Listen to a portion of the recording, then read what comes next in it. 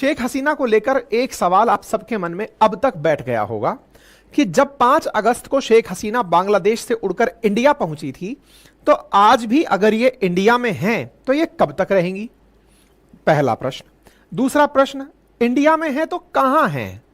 क्योंकि पूरा बांग्लादेश इस समय जब इनके खिलाफ प्रोटेस्ट हो रहे हैं, उसके बीच में तो चर्चा ही ये होगी कि शेख हसीना भारत में है। तो ऐसे में इनके विरोधियों के तो सबसे बड़ा प्रश्न यही होगा कि इनको ढूंढा जाए। नंबर 2 कि ये कहां है। नंबर तीसरा कि भारत और बांग्लादेश ने तो एक दूसरे के साथ में प्रत्यर्पण संधि साइन की हुई है, एक्सट्रेडिशन ट्रीटी। तो क्या उसको मानते हुए भारत इन्हें वापस बांग्लादेश भेज देगा? ये 3 बड़े प्रश्न हैं जिनका जवाब आज के सेशन में हम खोजेंगे, और इन प्रश्नों के लिए आपको आज का सेशन कंप्लीट सुनना चाहिए। चलिए शुरू करते हैं। हमारे चैनल पर आप लोग बहुत दिनों से हमारी खबरें सुन रहे हैं, उसके बावजूद भी आधे से ज्यादा लोग ऐसे हैं जिन्होंने चैनल सब्सक्राइब नहीं किया हुआ है। सब्सक्राइब कर लीजिए। बांग्लादेश के हालात से आप अवगत हैं। बांग्लादेश में किस प्रकार से रिजर्वेशन के लिए हुए प्रोटेस्ट में धीरे धीरे सरकार भी उसके अंदर शामिल होती चली गई। सरकार को हटाने के लिए छात्रों का प्रदर्शन हुआ। हालांकि पहले रिजर्वेशन हटाया, फिर सरकार हटाई, उसके बाद सेना की सहायता से एक कार्यकारी सरकार बनाई गई, जिसमें एक नोबेल पुरस्कार विजेता को मोहम्मद यूनुस को यहां पे सरकार चलाने के लिए मौका दिया गया है। ठीक है, आपके सामने कुछ तस्वीरें हैं जिस समय पर ये उड़ करके यहां से निकली थी और भारत पहुंची थी। शेख हसीना भारत में दिल्ली के बिल्कुल नजदीक गाजियाबाद के नजदीक एयरबेस गाजियाबाद में एक एयरबेस हिंडन एयरबेस पर उतरी थी। वही इनकी आखिरी अपडेट थी। तो आज ये कहां है, सबसे पहला प्रश्न है। क्योंकि भारत के बांग्लादेश के साथ जो रिलेशन है वो दुनिया के सामने सर्वविदित हैं। आप जब भारत में उतरी, जिस समय हिंडन एयरबेस पर उतरी, उस समय हिंडन एयरबेस में जाती हुई कुछ गाड़ियों को देखा गया था। अच्छा, जो लोग नहीं जानते हिंडन एयरबेस क्या है, कैसे है, एक मैं आपको एरियल तस्वीर दिखा रहा हूं। कुछ इस प्रकार से आप यहां पर एक एयर स्ट्रिप बनी देख सकते हैं, कुछ यहां पर खड़े हुए फाइटर जेट्स देख सकते हैं। असल में यह जगह है भारत में एनसीआर के अंदर, दिल्ली के नजदीक गाजियाबाद में, जो कि एशिया का सबसे बड़ा एयरबेस माना जाता है। यानी ये वो एयरबेस है जिसके बारे में कहा जाता है कि 14 किलोमीटर की तो बाउंड्री है, 10 स्क्वायर किलोमीटर के अंदर ये फैला हुआ क्षेत्र है। यहां पर एयरफोर्स का जो सेलिब्रेशन डे होता है, एयरफोर्स डे जो है वो यहीं पर सेलिब्रेट होता है। यहां इसे विकसित करने का बड़ा रीजन है कि भारत की राजधानी दिल्ली में अगर कोई भी गेस्ट आता है, कोई भी अंतर्राष्ट्रीय कोई मीटिंग होती है, उस समय पर एयरफोर्स जो सबसे ज्यादा दिल्ली को सुरक्षा देती है वो हिंडन एयरबेस से ही टैकल की जाती है, नंबर 1। और दूसरा, कई बार आपने सुना होगा भारत की तरफ से बहुत सी जगह पर मदद भेजी गई, जैसे टर्की के अंदर भूकंप आया या अफगानिस्तान को मदद भेजी गई, या फिर भारत में फंसे हुए कुछ लोगों को बाहर निकालने के लिए आपने कई बार C-17 ग्लोब मास्टर का नाम सुना होगा। सामान्यतया वो ग्लोब मास्टर यहीं से उड़ता है, क्योंकि यहीं पर ग्लोब मास्टर का एक तरह से घर माना जाता है, यहीं पर सबसे ज्यादा ग्लोब मास्टर खड़ा रहता है। ठीक है, इसके साथ साथ सुखोई MiG-29 भी यहां पर खड़े रहते हैं, और ये फिलहाल भारत की एयरफोर्स के वेस्टर्न एयर कमांड के अंदर काम में आता है। ठीक है साहब। अच्छा, भारत में 7 एयर कमांड्स हैं जो इस तरह से आपके सामने दिखाई दे रही हैं। तो ये नई दिल्ली वेस्टर्न एयर कमांड के अंडर में आता है और यहीं से इसका नियंत्रण स्थापित होता है। जब शेख हसीना भारत पहुंची थी तो उस समय भारत के NSA, भारत के राष्ट्रीय सुरक्षा सलाहकार डोभाल साहब की गाड़ियां यहां पर जाती हुई देखी गई थी। उसके बाद यहां पर किसी भी प्रकार का कोई मूवमेंट नहीं देखा गया। इसकी वजह से कयास लगाए जाते हैं कि शेख हसीना इसी हिंडन एयरबेस के अंदर बने हुए सेफ हाउस में है, इसी के भीतर बने हुए सेफ हाउस में है, क्योंकि प्रधानमंत्री ने इस स्थिति पर ध्यान रखते हुए एक तात्कालिक बैठक बुलाई थी। और उस दौरान जब भारत में इनके आने के बाद में बैठकें बुलाई जा रही थी, उस समय पर शेख हसीना अपने स्तर पर दुबई में यानी UAE में, UK में, US में, सब जगह पर शरण मांग रही थी। UK से जब शरण मांगी गई तो उन्होंने इनकार कर दिया। US ने तो भाई साहब इनका वीजा ही कैंसिल कर दिया। कयास लगाए जा रहे थे कि ये तत्कालिक रूप से भारत पहुंची हैं, भारत के बाद ये किसी अन्य सेफ कंट्री में चली जाएंगी जो इन्हें सेफ लगता हो। लेकिन शेख हसीना किसी भी अन्य देश में नहीं गई और वो भारत ही रह गई। अब बड़ा सवाल यह है कि क्या भारत इन्हें रखकर बांग्लादेश के साथ जो इनके पुराने संबंध हैं उनमें किसी प्रकार की कोई कड़वाहट तो पैदा नहीं कर रहा है? क्यों? क्योंकि अल्टीमेटली ये शेख हसीना बांग्लादेश की वांटेड हो रखी हैं। अब बांग्लादेश की वांटेड हैं और वो भारत में हैं। ऐसे में भारत इनको कहां रख रहा है? फिर एक बड़ा सवाल बनता है। तो सवाल के जवाब में निकलता है कि चूंकि इन्हें कहीं और से किसी प्रकार की राहत नहीं मिल रही है और ये भारत पहुंच चुकी हैं, ऐसे में इन्हें भारत ही लंबे समय तक रहने का मौका दिया जा सकता है। इनके बारे में कहा जाता है कि शेख हसीना जब तक स्थिति सामान्य नहीं हो जाएंगी वो भारत में ही रहेंगी। लेकिन किस आधार पर रहेंगी? तो आंसर दिया गया कि हो सकता है कि इन्हें भारत में वीजा अवधि के दौरान रहने की इजाजत दी जाए, जितने समय का इनके पास वीजा है उतने समय तक। फिर एक बड़ा सवाल यह बनता है कि इन्होंने भारत ही आना क्यों चुना था? कहीं और ही चली जाती, पाकिस्तान ही चली जाती, या इतने सारे और देश हैं आईओसी मेंबर्स हैं उनमें चली जाती, यहां पे क्यों चुना? क्योंकि इन्हें यह मालूम है कि भारत इनके प्रति किस तरह का भाव रखता है। अब आप पूछेंगे वो कैसे? देखिए 1971 में जब पाकिस्तान को तोड़कर पूर्वी पाकिस्तान को बांग्लादेश बनाया गया था, उस समय भारत की महती भूमिका थी, बहुत बड़ी भूमिका भारत ने निभाई थी। देश की प्रधानमंत्री इंदिरा गांधी हुआ करती थी। देश बने हुए कुछ ही साल बीते होंगे कि 1975 में शेख हसीना के पिता शेख मुजीबुर रहमान का कत्ल हो जाता है, उन्हें मार दिया जाता है। शेख हसीना के पिताजी की मौत के समय शेख हसीना अपनी बहन के साथ जर्मनी हुआ करती थी। अगर यह भी बांग्लादेश रही होती तो संभवतया इन्हें भी मार दिया गया होता। ऐसे में इनकी जान को लेकर भारत की तरफ से चिंता व्यक्त की गई। भारत ने अपने दूतावास से अपने जो दूत थे, राजदूत थे जर्मनी में, उन्हें शेख हसीना से संपर्क करवाया और शेख हसीना को एक स्पेशल विमान भेज करके भारत बुलवा भेजा। इंदिरा गांधी जी ने 1975 में एक विशेष विमान से इन्हें भारत बुलाया और आपको जानकर आश्चर्य होगा कि ये भारत आने के बाद 6 साल तक भारत में रही।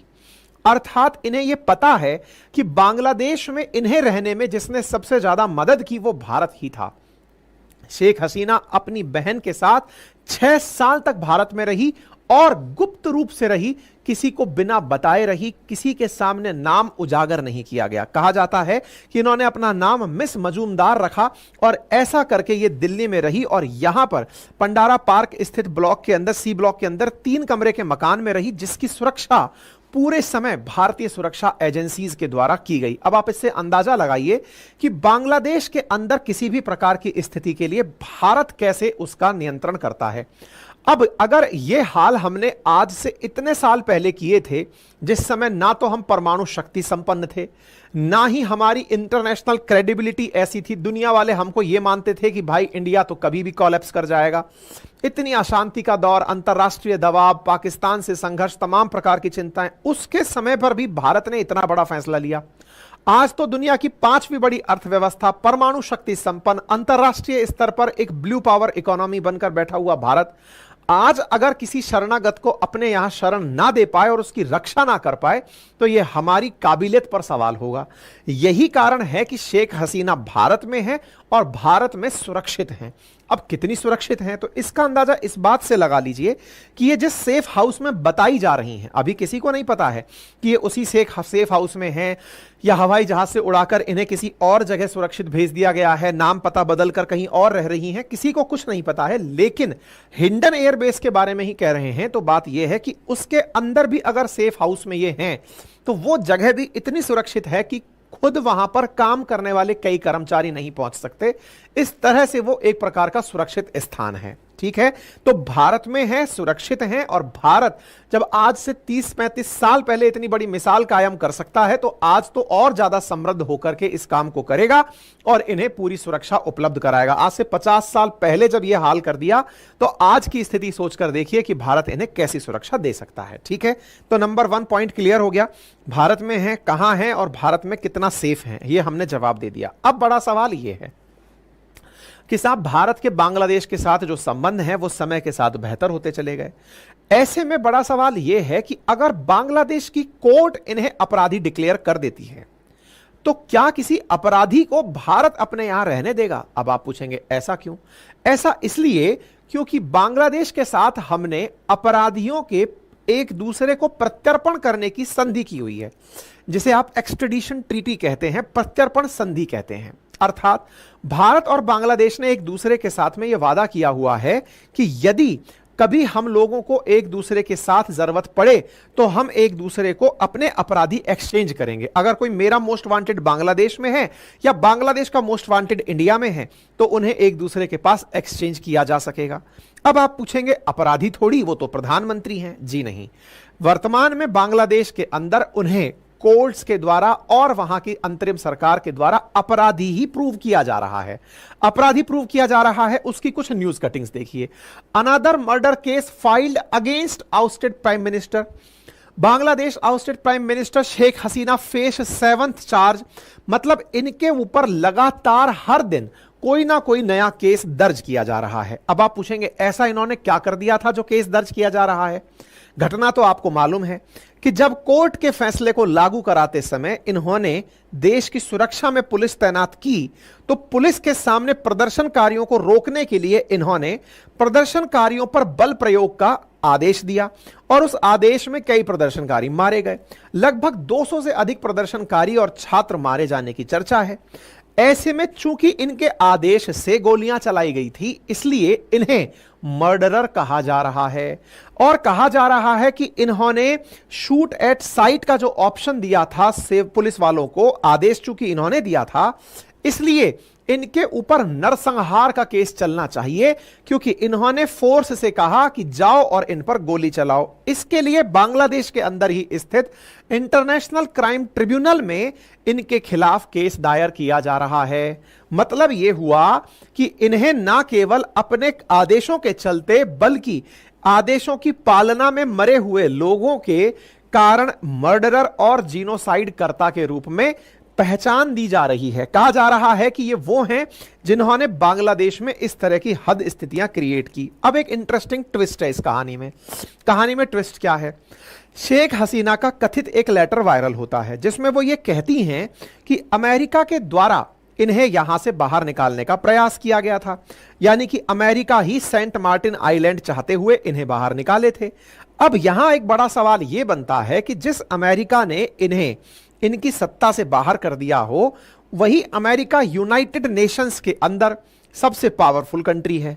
यूनाइटेड नेशंस का मुख्यालय खुद अमेरिका में चल रहा है। ऐसे में उसी यूनाइटेड नेशंस की एक फैक्ट फाइंडिंग समिति बांग्लादेश आ रही है। 1971 में जब बांग्लादेश बना था तब या तो तब आई थी यूएन की तरफ से टीम या अब आ रही है। यूएन की तरफ से आ रही यह टीम यह सुनिश्चित करेगी कि क्या वाकई में शेख हसीना ने जानबूझकर छात्रों को मरवाया था। यानी एक प्रकार से शेख हसीना को अंतर्राष्ट्रीय क्रिमिनल घोषित करने की तैयारी चल रही है। फिर बड़ा सवाल बनता है, तो क्या हम ये मान लें कि भारत इन्हें दे ही देंगे? यानी कि भारत शेख हसीना को पॉलिटिकल नेचर में भी नहीं पा रहा है। ऐसे में क्या ये मान सकते हैं कि हम लोग इन्हें हैंडओवर कर देंगे? तो आंसर है नहीं। आंसर में एक क्लॉज है आर्टिकल 7 जो कहता है कि the request for extradition may be refused by requested state if the person whose extradition is sought may be tried for extradition offense in the court of the state। आसान भाषा में, कोई देश अगर चाहे तो अपने स्तर पर मना कर सकता है कि मुझे नहीं भेजना। यह हमने उस आर्टिकल में ऑलरेडी डाला हुआ है जो इन दोनों के साथ समझौता हुआ है। और दूसरी लाइन यहां पर एक और भी है रिफ्यूजल करने की, और वो ये है कि हम या कोई भी देश किसी को हैंडओवर करने का इसलिए भी मना कर सकता है कि वो ये डिसीजन एक गुड फेथ में ले, इन इंटरेस्ट ऑफ जस्टिस, न्याय के लिए एक अच्छी भावना के साथ लिया गया निर्णय बताकर हम उसे अपने यहां रोक सकते हैं। अर्थात उन पर कुछ भी क्यों ना हो रहा हो, लेकिन हम इसे एक गुड फेथ कहकर, न्याय की आस में कहकर इन्हें जाने से रोक सकते हैं। तो क्या भारत इनके प्रति गुड फेथ दिखाएगा? अजी भाई साहब, दिखा रहा है, जिसके चलते उन्हें यहीं रहने की जगह दी गई है। उन्हें अपने देश में ना जाने के लिए कहा गया है। उनसे कहा गया जब स्थितियां सामान्य हो तब चले जाना। इसका मतलब साफ है कि भारत उनके साथ में कुछ भी ऐसा होने से पूर्ण सुरक्षा देगा जिसके चलते भारत अपना एक पुराना सहयोगी शेख हसीना के रूप में ना खो दे। ठीक है, तो भारत ऐसी स्थिति में, अब बड़ा सवाल आखिरी बचता है, तो क्या भारत शेख हसीना की कीमत पर बांग्लादेश के साथ संबंध खराब कर लेगा? नहीं। ऐसा बहुत से देशों के साथ ऑलरेडी भारत के रिलेशंस हैं जिनके एक्सट्रेडिशन को सामने वाले देशों ने मना कर दिया, लेकिन भारत और उनके संबंध बढ़िया से चल रहे हैं। ताजा उदाहरण यूके का ही देख लीजिए। यूके के अंदर बहुत से भगोड़े, चाहे मोदी हो चाहे माल्या हो, ये सब जाकर छिपे हुए हैं। उसके बावजूद भी कोई अब तक आकर तो नहीं पहुंचा, फिर भी भारत और यूके के संबंध बढ़िया चल ही रहे हैं। अर्थात ये भारत बांग्लादेश के हसीना से हटकर के भी रिलेशंस हैं जो इनके अतिरिक्त भी चलते रहेंगे। ठीक है, तो उम्मीद है कि आपको इस सेशन में बहुत सी जानकारियां मिल गई होंगी। जानकारियां अच्छी लगी हों साथियों से साझा करें, चैनल पर नए हैं सब्सक्राइब करें।